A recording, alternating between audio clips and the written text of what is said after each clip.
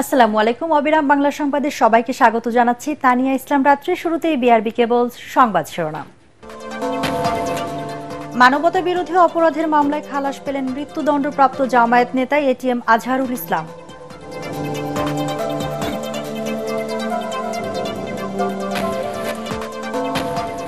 চাকরি অধ্যাদেশ প্রত্যাহার না হলে সচিবালয় অচল করার আলটিমেটাম আন্দোলনকারীদের। প্রতিহতের ঘোষণা হাসনাত আব্দুল্লাহর। সচিবালয়ে দর্শনার্থী প্রবেশ বন্ধ, সভা সমাবেশ নিষিদ্ধ ডিএমপির।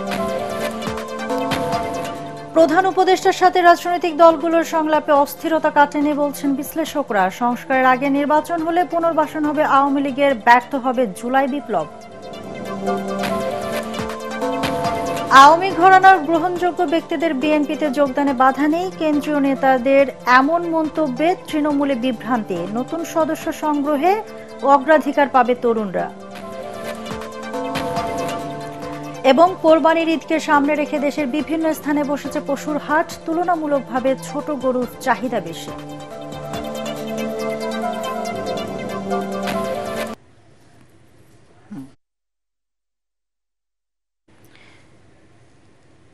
শুনছিলেন বিআরবি কেবল সংবাদ শিরোনাম, এবার বিস্তারিত। মানবতা বিরোধী অপরাধের মামলায় খালাস পেলেন মৃত্যুদণ্ডপ্রাপ্ত জামায়াত নেতা এটিএম আজহারুল ইসলাম। প্রধান বিচারপতি সৈয়দ রিফাত আহমেদের নেতৃত্বাধীন 7 বিচারপতির বেঞ্চ এই রায় দেন।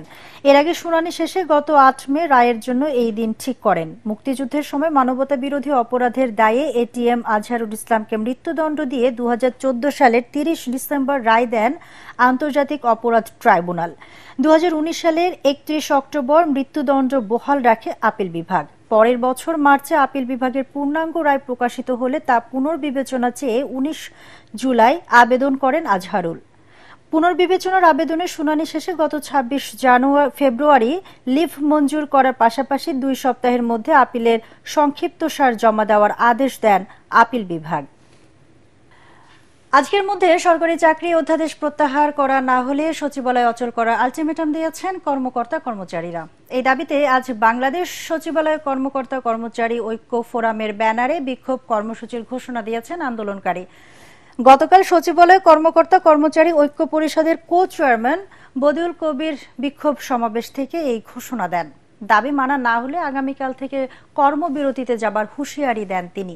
একই সাথে সারা দেশের সরকারি দপ্তরের কর্মচারীদের প্রতি এই কর্মসূচি পালনের আহ্বান জানানো হয়। এই পরিস্থিতিতে আজ সচিবালয়ে দর্শনার্থী প্রবেশ বন্ধ করেছে স্বরাষ্ট্র মন্ত্রণালয়। সোমবার রাতে স্বরাষ্ট্র মন্ত্রণালয়ের এক বিজ্ঞপ্তিতে এই তথ্য জানানো হয়। এদিকে সংস্কারে বাধা দিলে সচিবালয়ের কর্মকর্তা কর্মচারীদের আন্দোলন প্রতিহতের ঘোষণা দিয়েছেন জাতীয় নাগরিক পার্টির দক্ষিণাঞ্চলের মুখ্য সংগঠক হাসনাত আব্দুল্লাহ। চট্টগ্রামে এক পথসভায় তিনি এই ঘোষণা দেন। রাতে নিজের ভেরিফাইড ফেসবুক পেজে তিনি লেখেন, সচিবালয়ের কর্মকর্তারা কুহ অব্যাহত রাখলে তাদের পরিণতি পতিত হাসিনার মতো হবে। এদিকে সচিবালয়ে প্রধান উপদেষ্টার বাসভবন ও সংলগ্ন এলাকায় সভা সমাবেশ, গণজমায়েত, মিছিল ও শোভাযাত্রা না করার নির্দেশনা দিয়েছে ঢাকা মহানগর পুলিশ ডিএমপি।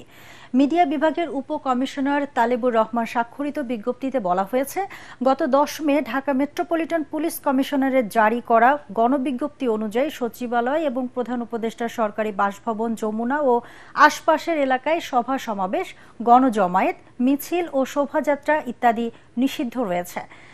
বিজ্ঞপ্তিতে আইন শৃঙ্খলা রক্ষার স্বার্থে উক্ত নির্দেশনা মেনে চলার জন্য সংশ্লিষ্ট সকলকে অনুরোধ করা হলো।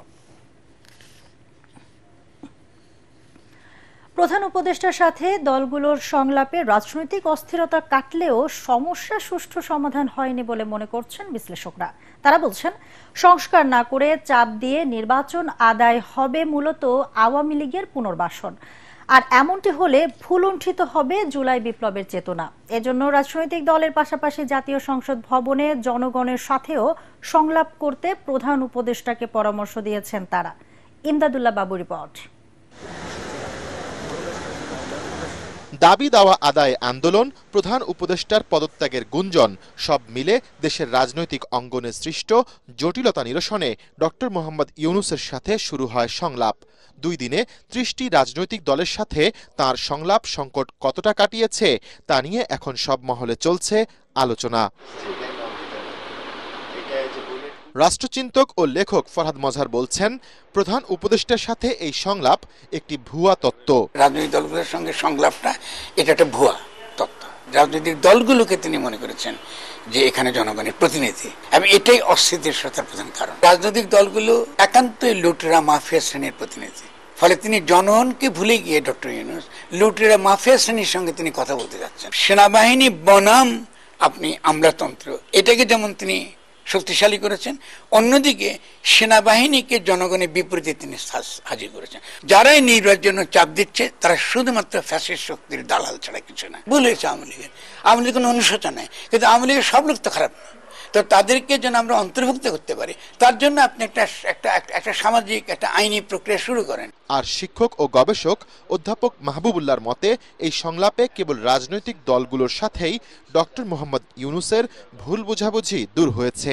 সকলের মধ্যে উত্তেজনার ভাবটা প্রশমিত করার জন্য এই সংলাপ একটা বিরাট ভূমিকা রেখেছে। রাজনৈতিক দলগুলো বিক্ষোভ আন্দোলনের পথ ছেড়ে কথা বলার যে পথ, মত বিনিময়ের যে পথ, সে পথে তারা আসবে এবং তার মধ্য দিয়েই তারা তাদের দাবি দাওয়াগুলো আদায় করবে এবং দেশে একটা স্থিতিশীল অবস্থা ফিরে আসবে। তাদের মতে শুধু নির্বাচনই শেষ কথা নয়, পরের পরিস্থিতি কেমন হবে এ নিয়েও চিন্তা করা এখন সময়ের দাবি। শেখ হাসিনা এখন ভারতে তার আশ্রয়ে রয়েছে, তার দল তো একটা বড় দল, অঘটন ঘটানোর মতো শক্তি তাদের আছে। তাদের এখন সবচেয়ে বড় দুর্বলতা হচ্ছে তারা জনগণ থেকে বিচ্ছিন্ন, এবং এদের পেছনেও রয়েছে ভারতীয় আধিপত্যবাদ। যাই কিছু ভাবি, তার আগে ভাবতে হবে আমাদের দেশের সার্বভৌমত্বটা ক্ষুণ্ণ হলো কিনা। যদি সংলাপ নিয়ে ব্যস্ত থাকেন তাহলে দেখা যাবে যে আইন শৃঙ্খলার ব্যাপারগুলোতে আপনি মনোযোগ দিতে পারছেন না। ইউনূস সরকার এটা উপলব্ধি করবে যে যত তাড়াতাড়ি সম্ভব তারা নির্বাচন দেওয়ার জন্য চেষ্টা করবে। বাংলাদেশে কি রাজনৈতিক দলের প্রতিনিধিত্ব করার কি আর কোনো প্রতিষ্ঠান নাই? আপনি মিডিয়াগুলো নাই, আপনি আমাদের বিশ্ববিদ্যালয়ের বুদ্ধিজীবীরা নেই, সিভিল সোসাইটি নেই। উনি কৃষকদেরকে ডেকে নিয়ে কোনো কথা বলেছেন? বাংলাদেশের কৃষি ব্যবস্থা কি হবে? পার্লামেন্টে তার মানে খালি ওখানে সংসদ বসবে এমন কোনো কথা নেই। আপনি পার্লামেন্টকে জনগণের প্রতিনিধির সঙ্গে কথা বলেন, তর্ক করে বুঝান। দেখেন আমরা দেখি বিএনপিকে, আমরা দেখি কি কথা বলতে পারে। ডক্টর ইউনূসকে চাপ দেওয়া চলবে না, সেটা জামাত ইসলামী বলি কি বিএনপি বলে না, চাপ দেওয়া চলবে না। দেশের সার্বিক পরিস্থিতি স্বাভাবিক রাখতে রাজনৈতিক দল ও জনগণ সহ সবাইকে দায়িত্বশীল ভূমিকা পালন করারও তাগিদ দিয়েছেন বিশ্লেষকরা। ইমদাদুল্লাহ বাবু, ATN বাংলা, ঢাকা। স্বচ্ছ ভাবমূর্তির আওয়ামী ঘরানার ব্যক্তিদের বিএনপির সদস্য হতে বাধা নেই, দলের শীর্ষ নেতাদের এমন মন্তব্যে রাজনৈতিক অঙ্গনে শুরু হয় তুমুল আলোচনা। নতুন সদস্য সংগ্রহ অভিযানকে কেন্দ্র করে তৃণমূল নেতাকর্মীদের মাঝেও দেখা দিয়েছে বিভ্রান্তি। দলটির কেন্দ্রীয় নেতারা বলছেন, রাজনৈতিক পরিচয়ের থেকেও গুরুত্বপূর্ণ হলো ব্যক্তি হিসেবে তার ভাবমূর্তি। সংগ্রহ অভিযানে অগ্রাধিকার পাবেন তরুণরা। রিপোর্ট করছেন SM আশরাফ। 1 কোটি নতুন সদস্য সংগ্রহের লক্ষ্য ধরে গেল 15 মে থেকে শুরু হয়েছে সারা দেশে বিএনপির সদস্য সংগ্রহ এবং নবায়ন কার্যক্রম। দলের পক্ষ থেকে বলা হচ্ছে, সদস্যপদ মানেই বিএনপির আদর্শ ও রাজনৈতিক দর্শন মেনে এক ছাতার নিচে আসা।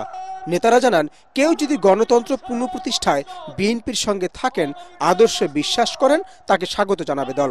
যারা সমর্থক বিএনপির কিন্তু জোর করে তাদেরকে আওয়ামী লীগ বানিয়ে গত এই 3টি ইলেকশনে ভুয়া ভোট দিয়ে তাদেরকে ভোটার বানিয়েছে আওয়ামী লীগ হিসাবে, সেটা কিন্তু যাচাই বাছাই করবে আমাদের যে ওয়ার্ড লেভেলের নেতৃবৃন্দ আছেন, তারা এটা যাচাই বাছাই করবে যে সে সত্যিকার অর্থেই আওয়ামী লীগের হয়েই কথা বলছে নাকি সত্যিকার অর্থেই বা আমাদের সমর্থক হিসেবে বলছে। যারা রাজনীতি করার সুযোগ পায়নি, 3 বার ভোট দিতে পারেনি, তারাও অনেকেই সদস্য হবেন।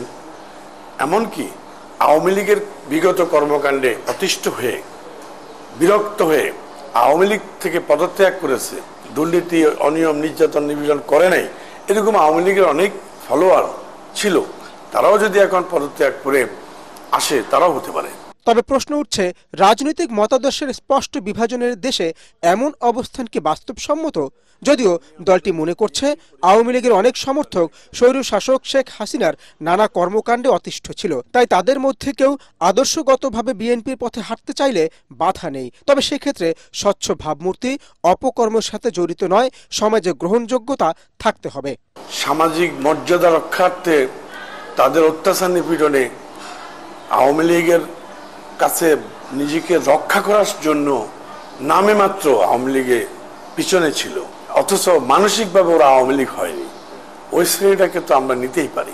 একটা সদস্য পদ তার হাতে থাকে, সেটা লিমিটেশন করে রেখে দিবে যে আমি এই দলের একজন সদস্য সমর্থক এবং আমি সদস্য হয়েছি, এটার যে অনুভূতি তার মধ্যে কাজ করবে, সে সারা জীবন কাজ করবে এবং সেটাতে করে আমাদের জাতীয়তাবাদের যে বাংলাদেশের জন্য যে মমত্ববোধ এটা বাড়বে তার বেশি করে। সেই জন্য আমরা মনে করি 1 কোটি নয়, আমরা ইউনিভার্সিটি কলেজ ছাত্রছাত্রী যারা আছে তাদেরকেও আহ্বান করছি।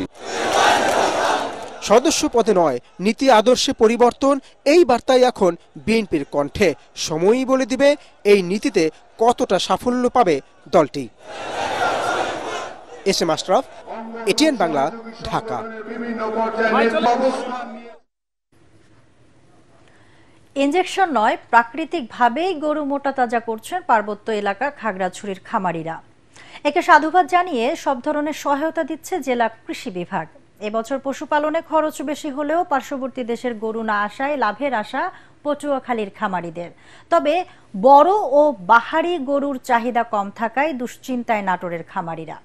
খাগড়াছড়ি, পটুয়াখালী ও নাটোরের প্রতিনিধির পাঠানো তথ্য ও ছবি নিয়ে আরো জানাচ্ছেন ফারহিন ইসলাম টুম্পা। কোরবানির ঈদকে সামনে রেখে পার্বত্য জেলা খাগড়াছড়িতে জমে উঠেছে পশুর হাট। প্রাণী সম্পদ বিভাগের তথ্য অনুযায়ী এবার জেলায় 18,000 পশুর চাহিদার বিপরীতে প্রস্তুত রয়েছে 18,025টি। পাহাড়ে বেড়ে ওঠা এসব গরু প্রাকৃতিক পরিচর্যায় মোটাতাজা করেছেন খামারিরা। এগুলির আমি কুড়া বুসি সঠিকভাবে আমি এদিকে লালন পালন করে যাচ্ছি, ভেজাল কোনো খাদ্য আমি এদিকে খাওয়াই নাই। পশুর স্বাস্থ্য ও খাবারের মান পর্যবেক্ষণে মনিটরিং চলছে নিয়মিত। আমাদের কাছ থেকে যতটুকু ওষুধ থাকে, কৃমিনাশক ওষুধ আমরা দিয়ে থাকি, ভিটামিন দিয়ে থাকি, তারপর আমরা তাদেরকে পরামর্শ দিয়ে থাকি কিভাবে পালন করবেন, কিভাবে খাদ্য খাওয়াবেন। রেড চিটাগাং জাতীয় যে গরুটা আছে ওটাকেই আমরা আসলে মেনলি মোটাতাজাকরণের মাধ্যমে ওটা কোরবানির জন্য উপযোগী করি। এদিকে পটুয়াখালীর 10,000-এর বেশি খামারে প্রায় 1,33,000 পশু তৈরি করা হয়েছে। গোখাদ্যের বাড়তি দাম সহ পার্শ্ববর্তী দেশের গরু আমদানি বন্ধ না হলে ক্ষতির আশঙ্কা খামারিদের। আতঙ্কার ভিতরে থাই, বাহিরের গরু ঢুকে গেলে এবং ইন্ডিয়ান গরু, পাকিস্তানি গরু এগুলো ঢুকে গেলে আমরা খামারিরা খুব লসে থাই। আশা করি যদি বাহিরের গরু না আসে তাহলে কিছু লাভের আশা করা যায়। প্রাণী সম্পদ বিভাগ আমরা বিভিন্ন কাজ করে থাকি, তার ভিতরে এই গরু মোটাতাজাকরণ একটি অন্যতম কাজ, যাতে তারা নিরাপদ গরু উৎপাদন করতে পারে। তার জন্য আমরা বিভিন্ন উপজেলা পর্যায়ে অবহিতকরণ সভা, প্রশিক্ষণ তাদের দিয়ে থাকি। বিশাল আকৃতির দর্শনীয় এমন গরু কিনতে গত বছর নাটোরের খামারগুলোতে ক্রেতাদের ভিড় থাকলেও এবারে চিত্র ভিন্ন। আমার এই খামারে প্রায় 150 মতন গরু আমি লালন পালন করছি এবং মোটা তাজা করছি।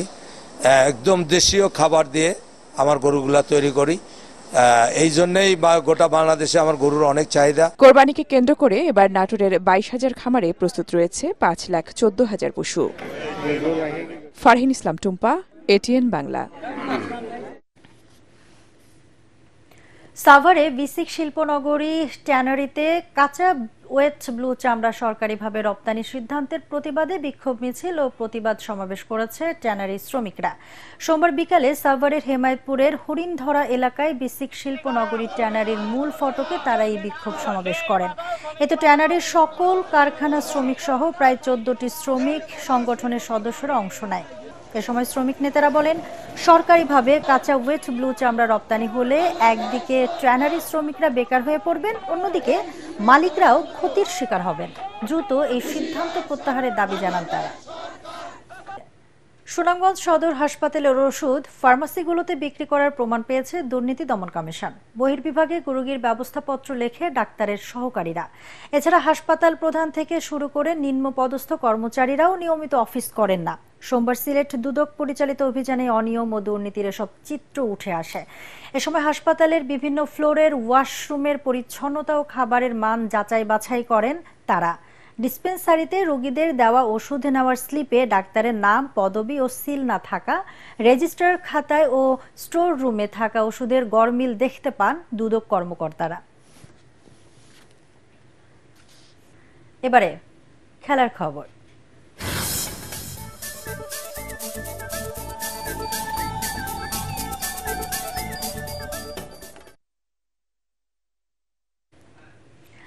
পাকিস্তানের বিপক্ষে টি-20 সিরিজকে সামনে রেখে লাহোরে প্রস্তুতি নেওয়া শুরু করেছে বাংলাদেশ। গাদ্দাফি স্টেডিয়ামে সোমবার রাতে প্রথমবারের মতো অনুশীলন করে তারা। এখানেই পাকিস্তানের সঙ্গে সিরিজের প্রথম ম্যাচ বুধবার, পরের 2 খেলা শুক্র ও রোববার। স্কোয়াডের সব সদস্য ইতোমধ্যে যোগ দিয়েছেন দলের সাথে। তবে শেষ মুহূর্তে পেসার মুস্তাফিজুর রহমান ইনজুরিতে পড়ায় কিছুটা অস্বস্তি টাইগার্স শিবিরে। তার পরিবর্তে প্রথমবারের মতো টি-20 দলে ডাক পেয়েছেন খালেদ আহমেদ। বাংলাদেশের হয়ে এই পেসার এই পর্যন্ত 16টি টেস্ট ও 2টি ওয়ানডে খেলেছেন। স্বীকৃত টি-20তে 74 ম্যাচে নিয়েছেন 94 উইকেট।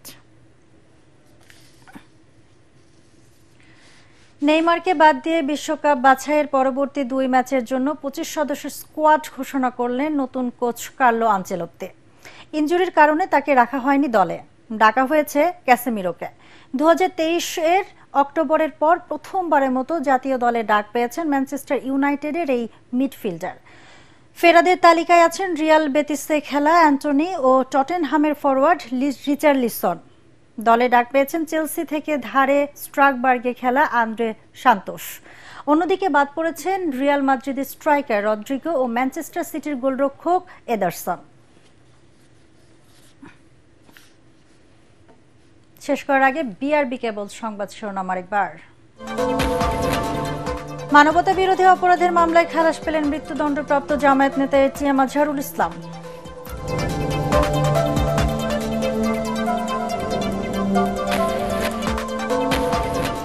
চাকরি অধ্যাদেশ প্রত্যাহার না হলে সচিবালয় অচল করার আলটিমেটাম আন্দোলনকারীদের, প্রতিহতের ঘোষণা হাসনাত আব্দুল্লাহ। সচিবালয়ে দর্শনার্থী প্রবেশ বন্ধ, সভা সমাবেশ নিষিদ্ধ ডিএমপির। প্রধান উপদেষ্টার সাথে রাজনৈতিক দলগুলোর সংলাপে অস্থিরতা কাটেনি বলছেন বিশ্লেষকরা। সংস্কারের আগে নির্বাচন হলে পুনর্বাসন হবে আওয়ামী লীগের, ব্যর্থ হবে জুলাই বিপ্লব। আওয়ামী ঘরানার গ্রহণযোগ্য ব্যক্তিদের বিএনপিতে যোগদানে বাধা নেই কেন্দ্রীয় নেতাদের, এমন মন্তব্যে তৃণমূলে বিভ্রান্তি। নতুন সদস্য সংগ্রহে অগ্রাধিকার পাবে তরুণরা। এবং কোরবানির ঈদকে সামনে রেখে দেশের বিভিন্ন স্থানে বসেছে পশুর হাট, তুলনামূলকভাবে ছোট গরুর চাহিদা বেশি।